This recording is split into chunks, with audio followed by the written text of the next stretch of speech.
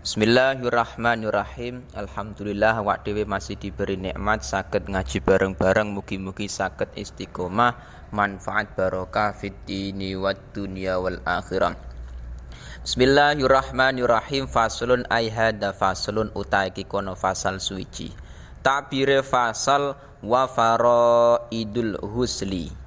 Utawi pira-pira fardune adus. Dadi nek lafat gusel gine di doma iku bermakna mandi adus, tetapi kalau goslu di fathah gine niku bermakna membasuh.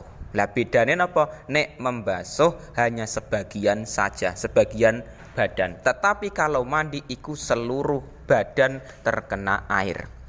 Khobare faraid salah satu asya'a iku telu pira-pira perkara.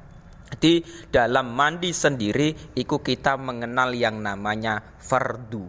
Fardunya mandi iku dalam kitab takrib ada 3 perkara. Fardu niki napa? Perkara wajib yang harus ada, yang harus dipenuhi dalam mandi. Ketika nantinya kok mandi tidak ada perkara-perkara fardu iki, tidak sah mandine. Nah, sing pertama rupane salasa an-niyatu, rupane niat. Jelas dalam mazhab Syafi'i memang niat iki juga penting dalam ibadah. Dalam mandi juga harus ada yang namanya niat. Dalam tayamum juga ada yang namanya niat. Dalam wudu juga ada yang namanya niat dan lain-lain. Niat iki juga penting menurut Imam Syafi'i. Sampai-sampai niat dalam mandi niku termasuk rukun, termasuk fardu dalam mandi mau. Nah, niate bisa menggunakan bahasa Arab. Nawaitul ghusla li raf'il hadasil akbari, boleh. Nawaitu ghusla raf'al janabat li raf'il janabati, boleh. Atau misalkan niat iki menggunakan bahasa selain Arab, boleh. Jadi misalkan dia niat menggunakan bahasa Indonesia, saya berniat mandi jinabat, boleh. Ataupun menggunakan bahasa Jawa, boleh. Sing penting niat iki, keinginan hatine iki mau melakukan mandi. Nah, itu sudah cukup. Tetapi meskipun boleh menggunakan niat selain Arab, tapi alangkah baiknya kita niat menggunakan bahasa Arab. Itu lebih baik. Wa izalatun najasati. Sing kedua lan ngilangi najis. Ngilangi najis iki termasuk fardu dalam mandi dengan catatan ingkanat. Lamun ono apa najasa ono iku khobare kanat ala badanihi iku ing atase badane wong. Nah, adapun yang kedua, fardu dalam mandi iku menghilangkan najis ketika memang ada pada tubuhnya. Jadi misalkan dia iki mau sebelum mandi ada najisnya, misalkan tangane, iku dihilangkan dulu baru mandi. Nah, iku memang ada ulama yang mengatakan iki termasuk rukun. Termasuk rukun dalam kitab iki. Tapi nantinya dalam kitab-kitab lain ada yang mengatakan fardunya mandi cuman ada 2. Yang menghilangkan najis iku tidak disebutkan. Nah, iku masalah iku perkhilafan ulama. Tapi ketika kita mengikuti pendapat dalam kitab takrib niki Imam Abu Syuja, iku menghilangkan najis yang ada pada badan iku hukumnya wajib. Ketika nantinya kok dia mandi besar kok tidak menghilangkan najis, niku tidak sah mandine menurut kitab takrib.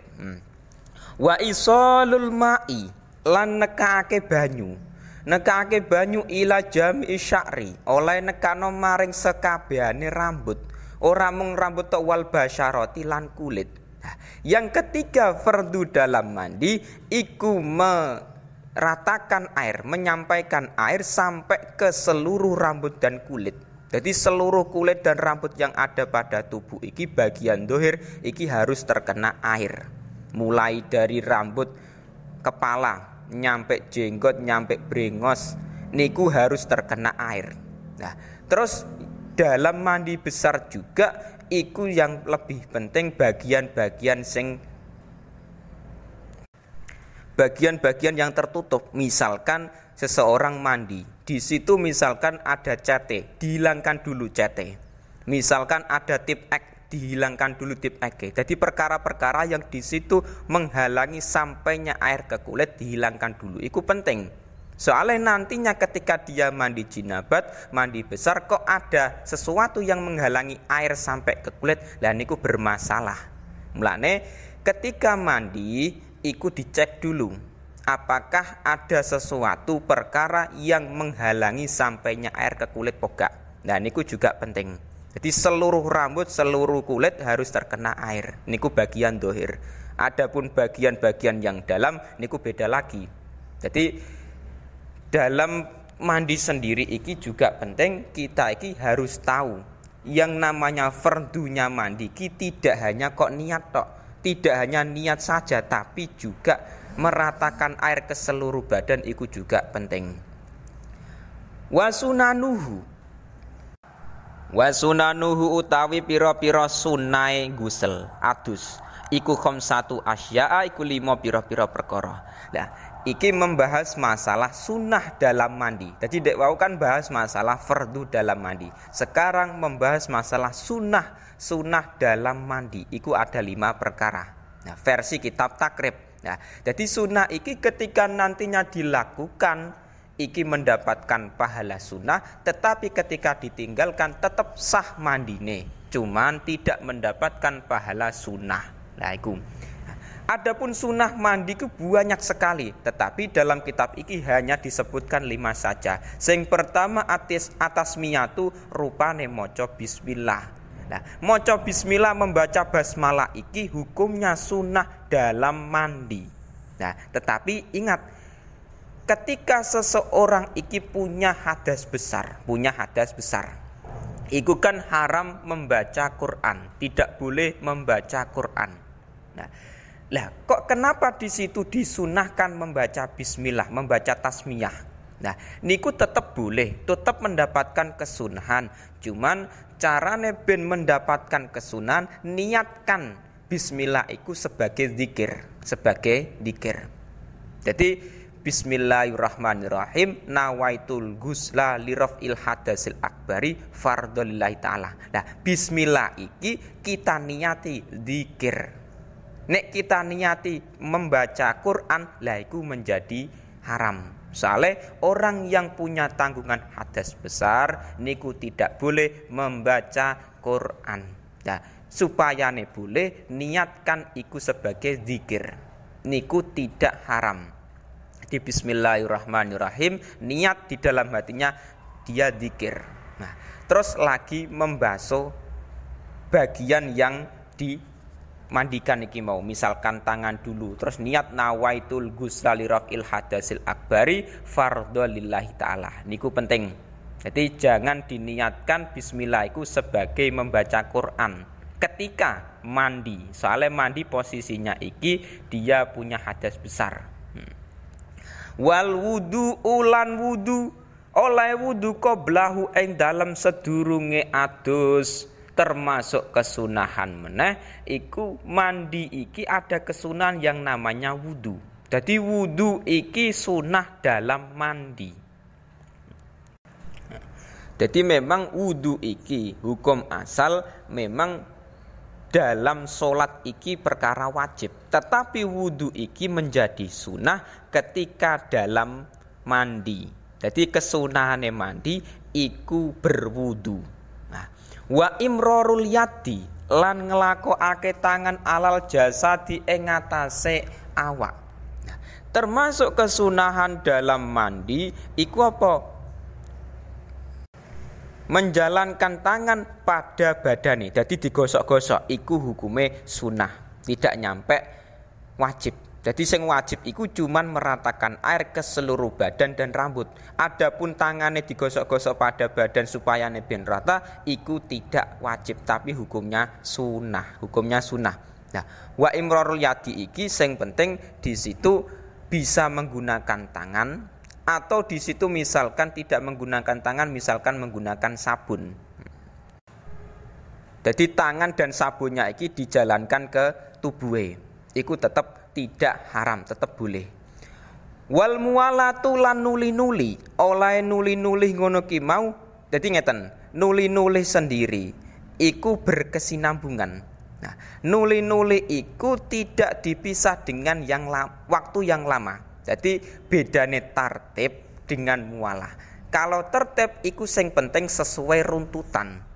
Jadi fardune wudu niku niat terus membasuh wajah dan lain-lain iku harus sesuai runtutan tertib. Tetapi dalam mandi iku tidak ada yang namanya tartib.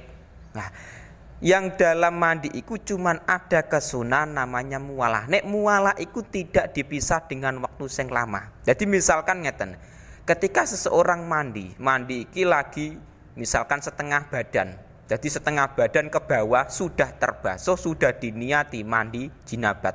Nah, adapun yang setengah ke atas niku belum terkena air. Terus ditinggal ngopi misalkan, ditinggal ngopi sampai 1 jam 2 jam. Nah, dipisah dengan waktu sing lama, terus melanjutkan mandinya tetap sah. Hukum mandinya tetap sah, cuman tidak mendapatkan kesunahan dalam mandi yaitu mualah, nuli. Nah, jadi nuli iki tidak dipisah dengan waktu sing lama, langsung. Nah, adapun misalkan dipisah dengan waktu sing lama niku tetap sah tapi tidak mendapatkan kesunahan mualah. Wa taqdimul yumna lan dingenake mendahulukan anggota kanan alal yusra ing ngatasé anggota kang kiwa. Jadi dalam mandi sendiri ada kesunahan ketika kita membasuh bagian anggota iku diusahakan kanan dulu baru kiri. Nah, niku kalau memang berpasangan, misalkan tangan. Nah, jadi kesunahan iki kita mandi jinabat iku membasuh tangan kanan dulu baru kiri. Kaki yang ngono kanan dulu baru kiri. Adapun bagian anggota yang tidak berpasang-pasangan gak perlu dibasuh kanan dulu baru kiri. Misalkan apa dada misalkan, dada kanan dulu baru kiri, gak perlu. Tapi misalkan anggotane iki mau kok dibasuh bareng sekalian nggak masalah, hukumnya iki sekedar sunah. Jadi membasuh anggota sing kanan iki hukumnya sunah dari anggota yang kiri. Nah, tapi misalkan kiri dulu kita basuh, setelah itu tangan kanan itu tetap sah, cuman tidak mendapatkan kesunahan dalam mandi jinabat. Nah, banyak sekali kesunahan yang ada dalam kitab-kitab lain. Cuman dalam kitab ini hanya disebutkan 5 perkara saja yang umumnya kita sendiri terkadang juga melakukan. Mulane belajar kitab takrib tok niku belum cukup, perlu perbandingan dalam kitab-kitab lain. Ternyata ada kesunahan yang tidak disebutkan dalam kitab takrib. Niku banyak sekali.